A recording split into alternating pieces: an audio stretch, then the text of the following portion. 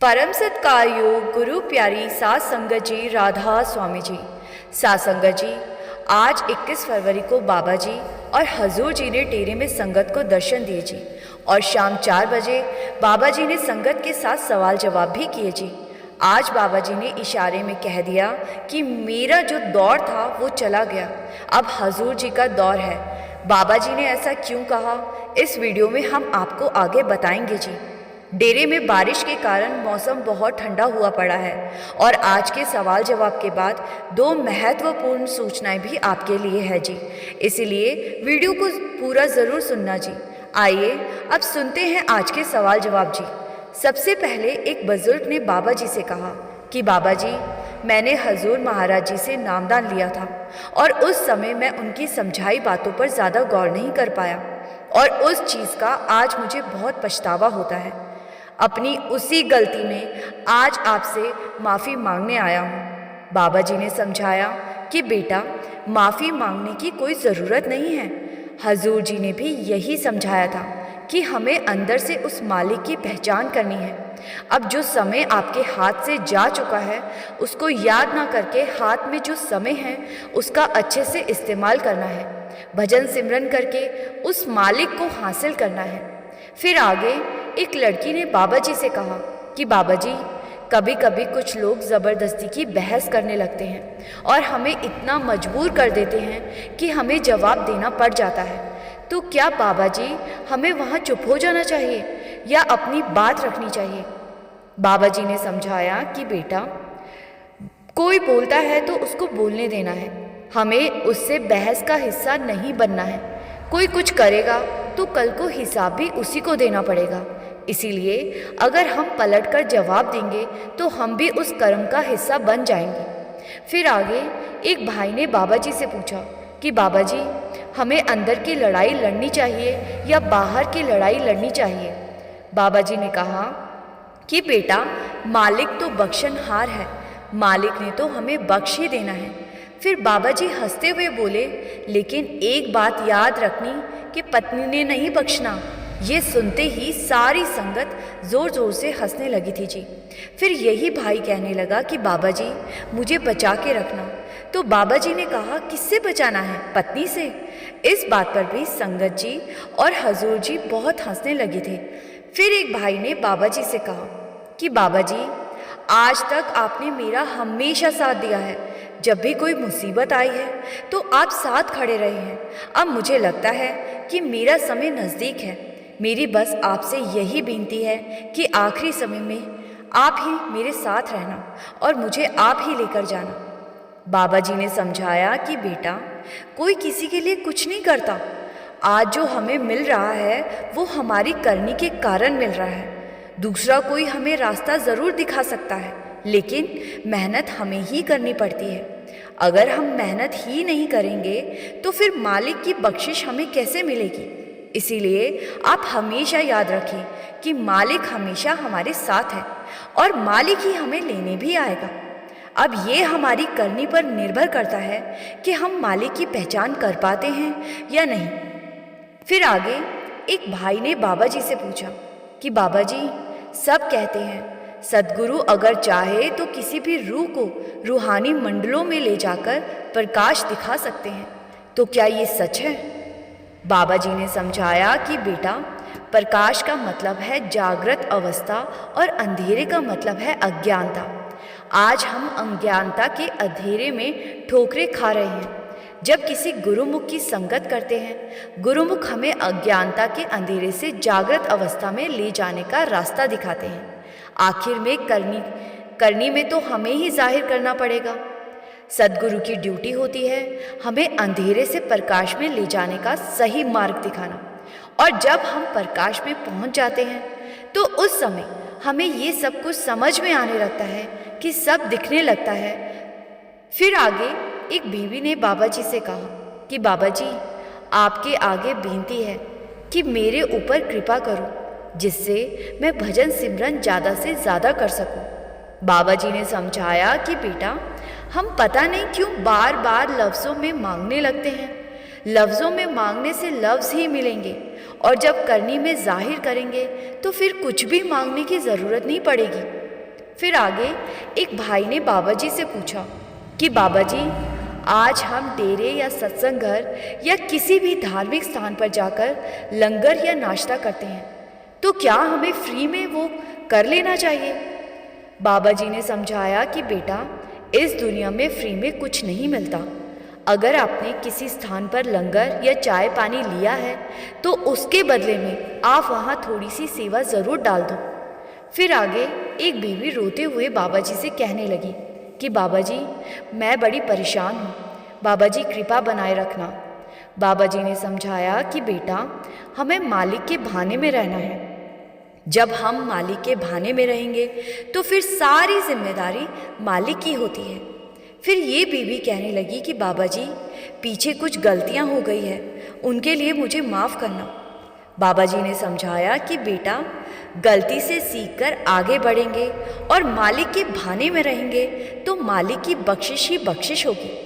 फिर आगे एक लड़की ने बाबा जी से कहा कि बाबा जी, मैं डॉक्टरी की पढ़ाई कर रही हूँ और मुझे चिंता रहती है कि क्या मैं डॉक्टर बन पाऊँगी या नहीं।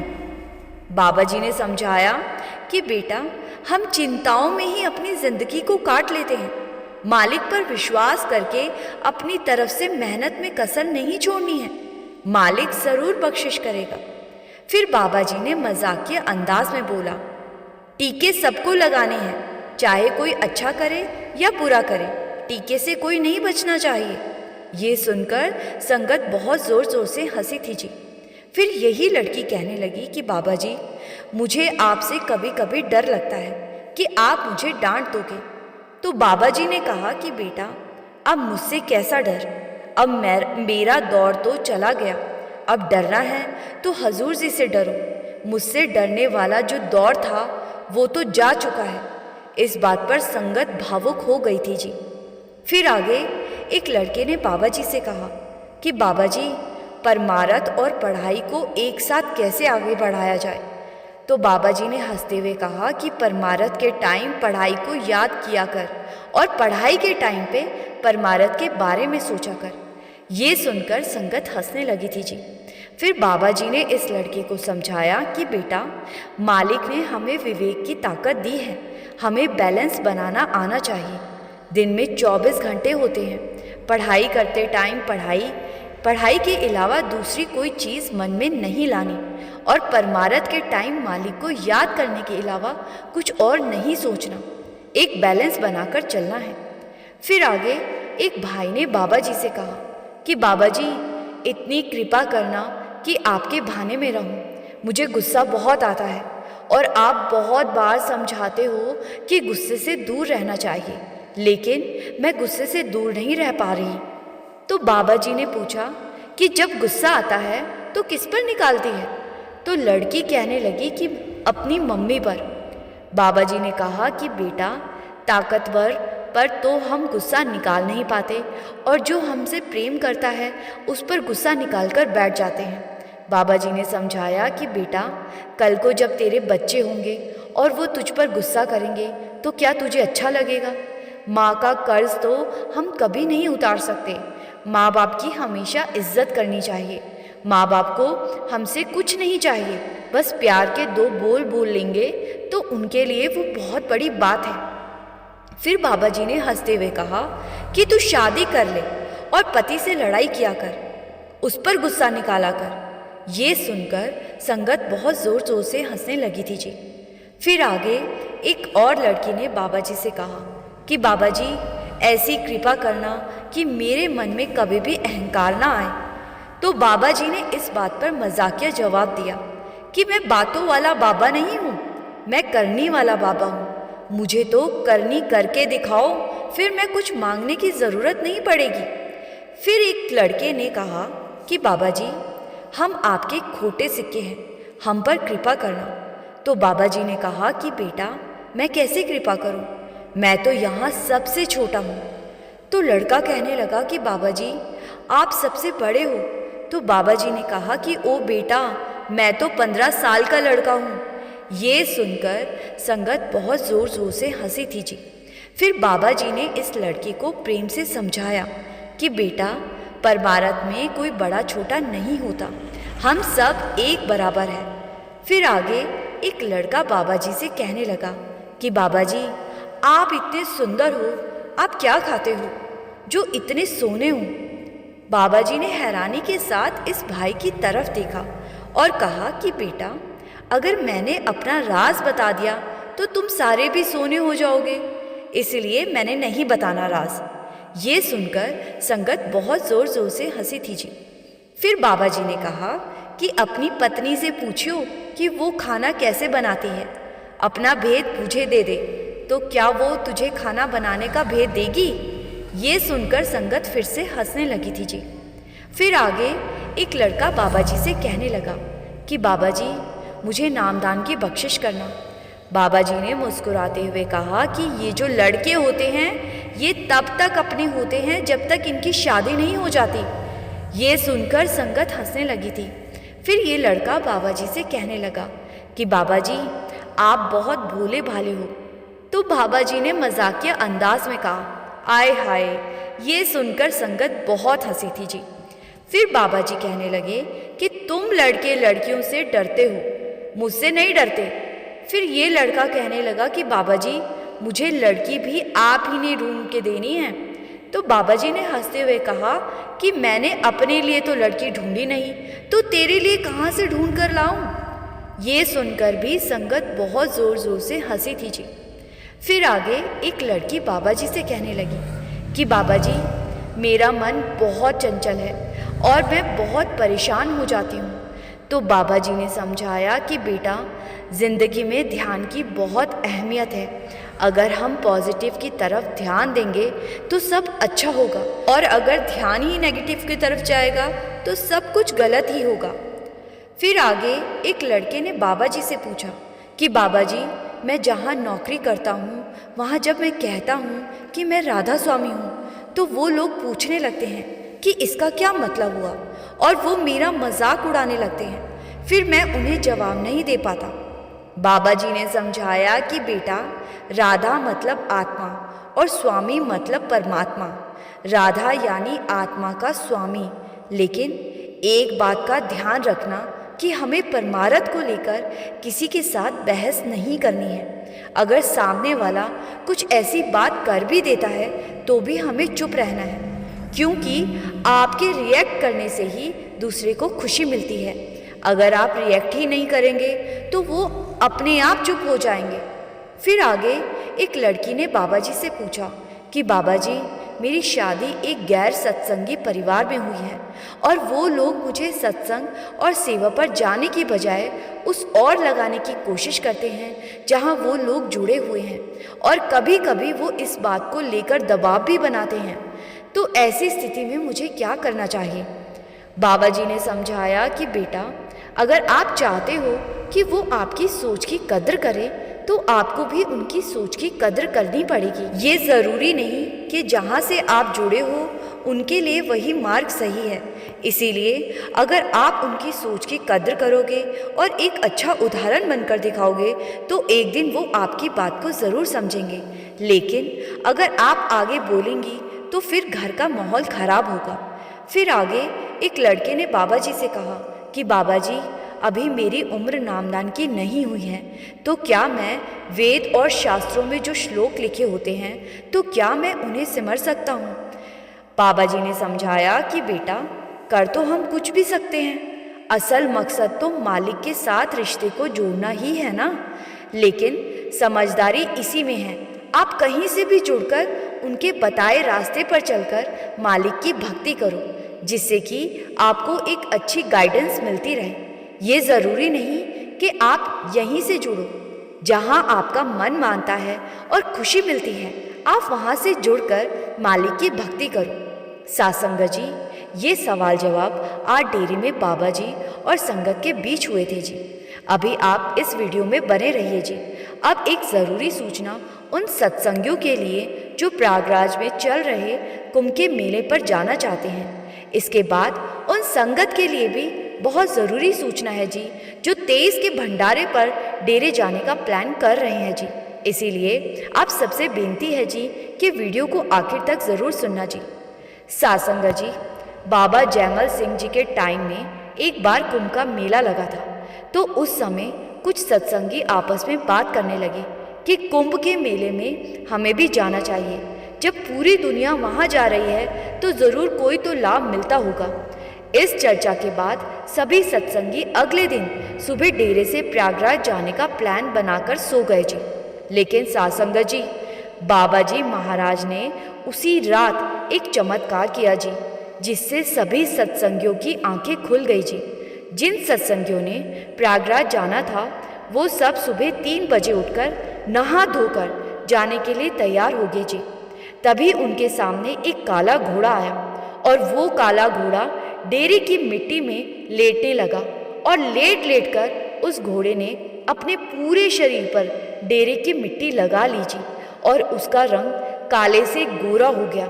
ये नज़ारा जब उन सत्संगियों ने देखा जी तो वो सब हैरान रह गए और कुछ ही देर में वो घोड़ा सत्संगियों के आगे माथा टेकने लगा जी और घोड़े ने अपना रूप बदला और एक महापुरुष का रूप धारण कर लिया जी। एक सत्संगी ने जब घोड़े की ये आश्चर्यजनक हरकतें देखी तो वो पूछने लगा कि कौन है भाई तू और ये घोड़े का रूप बनाकर हमारे सामने क्यों आया है। तो उस घोड़े ने जवाब दिया कि मैं प्रयागराज हूँ और मेरे पास लाखों लोग आते हैं और उनके मेरे पास आने और नहाने के कारण मेरा रंग काला पड़ गया है और कुंभ शुरू होने से पहले मैं हमेशा यहाँ ब्यास में आता हूँ और यहाँ की मिट्टी को अपने तन पर लगा लेता हूँ और बाबा जी की संगत के आगे माथा टेक देता हूँ। ऐसा करने से मेरे पाप धुल जाते हैं, क्योंकि जब लोग मेरे अंदर आकर स्नान करते हैं तो वो लोग अपने पाप मेरे पास छोड़कर चले जाते हैं और मैं वो सारे पाप लेकर इस पावन धरती पर जाता हूँ, जिससे कि मेरे सारे पाप खत्म हो जाते हैं। यहाँ से शुद्ध होने के बाद मैं यहाँ के सत्संगियों को प्रणाम करके वापस लौट जाता हूँ।